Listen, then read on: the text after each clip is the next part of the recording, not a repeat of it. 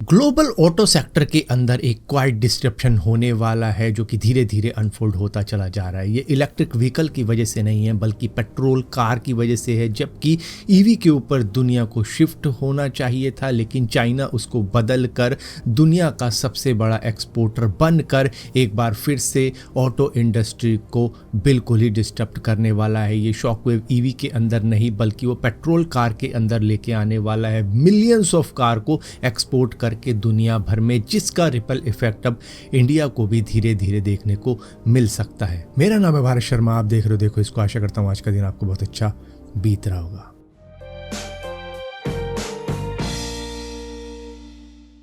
China इस साल global market के अंदर 65 लाख कारें एक्सपोर्ट करने की राह पर है और सरप्राइजिंग बात यह है कि 44 लाख कारें फॉसल फ्यूल वाली होने वाली हैं, जबकि उनकी अपनी कंट्री के अंदर ईवी का चलन इतना ज़्यादा फैल रखा है जिसकी वजह से उनके पास में खुद के शोरूम पर पेट्रोल कार खड़ी करने की जगह नहीं है। मतलब कि पेट्रोल कार के शोरूम खाली पड़े हुए हैं, जिसकी वजह से अब वो पुराने इंजन की कारें, पुरानी टेक्नोलॉजी की कारें, पुराने डिज़ाइन की कारें नए जियोपॉलिटिकल डेब्यूट के साथ में दुनिया भर में फैला रहा है। चाइना का स्टेट ओन्ड ऑटो मेकर साइक डोंगफेंग बाइक चैंग चेरी, जो कि जीएम, निसान, होंडा जैसे बड़े ग्लोबल जाइंट के साथ में जॉइंट वेंचर पर टिका हुआ था, आज खुद की स्टेट ओन्ड पेट्रोल कार को एक्सपोर्ट कर रहा है दुनिया भर में। क्योंकि चाइना के शोरूम तो ईवी से भरे पड़े हैं और वहाँ की फैक्ट्रियाँ जो पेट्रोल कार बनाती है वो आज भी धड़ल्ले से चल रही हैं, क्योंकि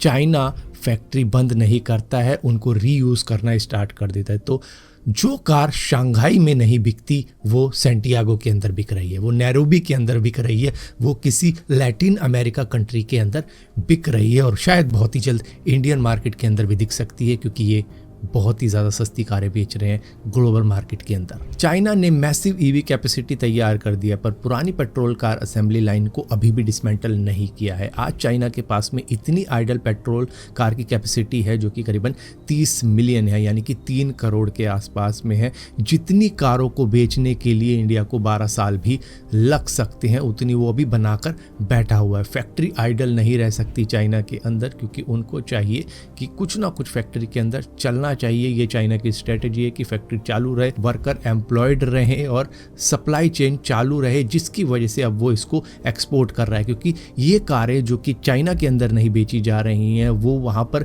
रखनी महंगी पड़ रही है और एक्सपोर्ट सस्ता पड़ रहा है, जिसकी वजह से चाइना ने Latin America, western Asia, Africa, eastern Europe, south east Asia को अपनी मार्केट बना लिया है, जहाँ पर यूएस ने, यूरोप ने पेट्रोल कार को एकदम से ही त्यागना स्टार्ट कर दिया है। वो ईवी की तरफ बढ़ रहे हैं। वहीं पर चाइना उस मार्केट को कैप्चर कर रहा है जहां पर ईवी का एडॉप्शन अभी भी स्लो है, चार्जिंग इंफ्रास्ट्रक्चर वीक है और प्राइस सेंसिटिव मार्केट है, जहां पर वो सस्ती कारें बेच रहा है, जहां पर दूसरी कारें उनके साथ में compete ही नहीं कर सकती। वहां पर चाइनीज कार की मैन्युफैक्चरिंग जीत रही है। चिली के अंदर चाइना ने करीबन 1/3 मार्केट कैप्चर कर लिया है। साउथ अफ्रीका के अंदर 16% मार्केट शेयर है। पोलैंड के अंदर फास्टेस्ट ग्रोइंग सेगमेंट बन चुका है चाइना की पेट्रोल कारें, जो कि 5,000 से लेकर $10,000 तक सस्ती है, ज़्यादा फीचर भी देती है और ग्लोबल प्लेटफॉर्म पर बेस्ड है। जैसे डोंगफेंग रिच 6, ये कार इतनी ज़्यादा सस्ती है कि निसान प्लेटफॉर्म पे होने के बावजूद भी उससे $10,000 चीपर है। इंजन फैमिलियर है, बॉडी फैमिलियर है, सिर्फ प्राइस में ही चाइना खेल गया है। यहाँ पर अगर इंडियन एंगल को देखा जाए तो India 3rd largest car market है और इसी के साथ साथ मोस्ट प्राइस सेंसिटिव मार्केट भी है। लेकिन प्लॉट यहाँ पर ट्विस्ट होता है कि यहाँ पर ईवी को पुश किया तो जा रहा है, लेकिन ईवी उतनी ज़्यादा नहीं बिक रही है। ऑलमोस्ट 90% कार यहाँ पर अभी भी पेट्रोल की बिकती हैं। चाइनीज़ ब्रांड जिस तरीके से अफ्रीका के अंदर, लैटिन अमेरिका के अंदर डोमिनेट कर रहा है, वैसा वो इंडिया के अंदर तो अभी डोमिनेट नहीं कर पा रहा, क्योंकि यहाँ पर एक्सपोर्ट इंपोर्ट के ऊपर काफ़ी ज़्यादा रिस्ट्रिक्शन लगाई गई है। इंडिया में अफोर्डेबल एसयूवी का क्रेज़ इस वक्त में काफ़ी ज़्यादा चलन पर है। कस्टमर 10 से 15 लाख की रेंज में फीचर लोडेड कार मांगते हैं इंडिया के अंदर। मेट्रो सिटीज़ के बाहर चार्जिंग इंफ्रास्ट्रक्चर वीक है। राइजिंग ईएमआई, लोन कॉस्ट वगैरह काफ़ी ज़्यादा अफेक्ट करती है इंडियन यूज़र को। अगर चाइना एग्रेसिवली इंडिया को टारगेट करे, अल्ट्रा लो कॉस्ट पे पेट्रोल कारें लेके आ जाए मार्केट के अंदर, तो इंडिया में भी मारुति, टाटा, महिंद्रा जैसी ब्रांड को भी स्ट्रगल करना पड़ सकता है, जिस तरीके से चाइना ने अफ्रीका, साउथ अमेरिका के अंदर कर रखा है। लेकिन यहाँ पर जो पॉलिसीज़ है वो चाइनीज़ मैन्युफैक्चरिंग को उतना ज़्यादा पुश नहीं देती, जिसकी वजह से यहाँ पर टाइटर इंपोर्ट नॉर्म्स लगे हुए हैं, जिसकी वजह से इंडियन मार्केट अभी भी बची हुई है चाइना के उस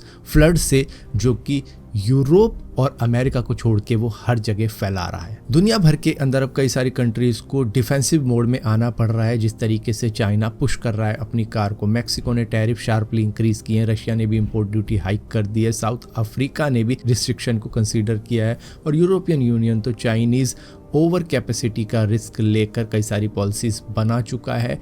तो अब ट्रेड बैटल नहीं रही है, ये एक जियोपॉलिटिकल बैलेंसिंग एक्ट बन चुका है, क्योंकि दुनिया एक बात समझ चुकी है, जब चाइना कार किसी मार्केट में एंटर होती है वो ईजिली बाहर नहीं जाती है। जिस तरीके से चाइनीज़ स्मार्टफोन आए थे एक वक्त में, शायद शाओमी इंडिया की नंबर 1 ब्रांड बन चुका था स्मार्टफोन के मामले में, उन्होंने इंडियन स्मार्टफोन ब्रांड को बिल्कुल ही ख़त्म करके रख दिया था। तो इस वजह से यहाँ पर चाइना इस वक्त में दुनिया के ऊपर राज करने की कगार पर है। अगर कुछ कंट्रीज़ को छोड़ दें तो बाकी कंट्रीज़ के अंदर आपको ज़्यादातर चाइनीज़ कार ही देखने को मिलेगी, क्योंकि वो सस्ती भी आती है और ज़्यादा फीचर के साथ में भी आती है। ग्लोबल कार बैटल अब डिट्रॉइट, टोक्यो, फ्रैंकफर्ट में नहीं लड़ी जाएगी, ये फाइट होगी नैरोबी के अंदर, लगोस के अंदर, सेंटियागो के अंदर, मनीला के अंदर। ये वो जगह हैं जहां पर महंगी नहीं सस्ती कारों की तरफ लोग बढ़ रहे हैं। तो चाइना एक वैक्यूम